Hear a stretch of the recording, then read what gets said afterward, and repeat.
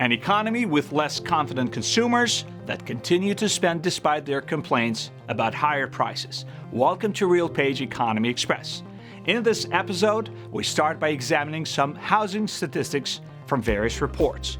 According to the latest report from the NAR, pending home sales in September increased by 1.1%.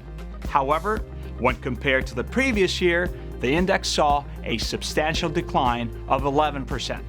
This decline shouldn't be surprising, given that last year's mortgage rates for a 30-year loan were around 6%, whereas this year they have surged to 8% or even higher. Not only have mortgage rates risen, but homes have also become more expensive.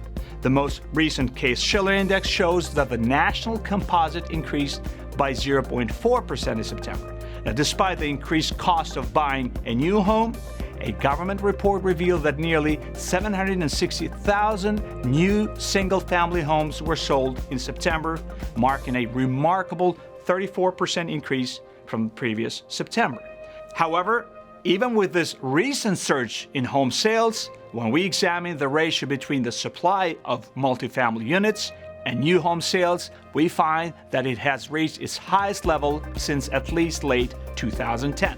Typically, this ratio averages around 45%, but it currently stands at approximately 76%. Now, if there were any concerns about a potential recession starting this year, the latest GDP report has laid them to rest.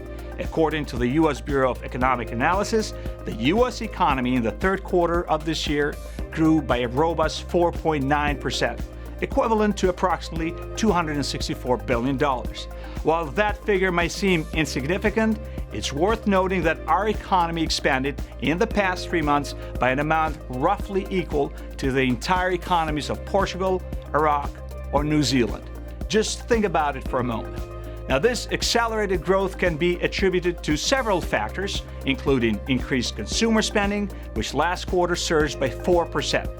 What's intriguing is that this spike in consumer spending occurred despite a recent decline in the Consumer Confidence Index over the past 3 months, indicating that consumers may lack faith in the economy's prospects. And as expected, the FOMC yesterday announced its decision to maintain interest rates at their current level. No doubt this Friday's job report will be closely watched by the Fed. But in the short term, the most pressing concern that could potentially pose a significant challenge is the looming possibility of a government shutdown in November. However, we remain optimistic that a solution will be reached to avert such an outcome, though this will become clearer in the days ahead. We appreciate your viewership, and we'll be back in 2 weeks. Thank you for joining us.